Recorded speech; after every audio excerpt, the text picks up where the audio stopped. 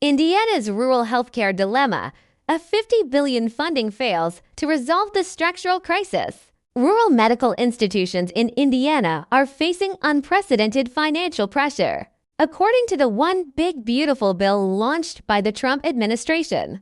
$5 billion of special funds for rural health will be released in the next 5 years. However, local medical institutions generally believe that this amount of money cannot make up for the funding gap brought about by the reform of Medicaid. Take Good Samaritan Hospital as an example. This community hospital with 158 beds has been struggling to break even for nearly 5 years. 2/3 of its patients rely on Medicaid or medical insurance. And under the new funding allocation mechanism, the hospital will face losses of millions of dollars every year. CEO Rob McLin disclosed that the hospital has decided to close its hospice care program by the end of the year and may further cut emergency and outpatient services in the future. The crux of the dispute lies in the uncertainty of the rules for fund allocation. The bill stipulates that $25 billion will be evenly distributed among the states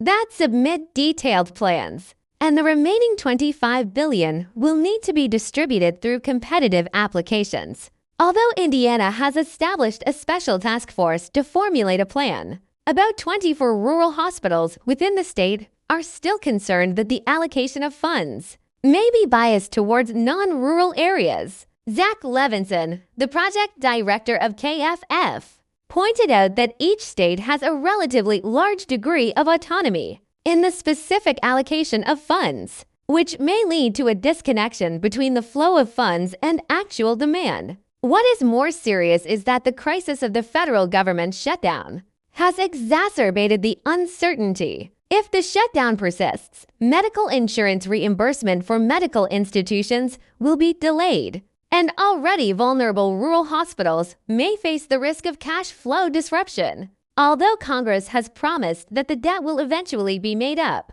the specific timetable remains unclear.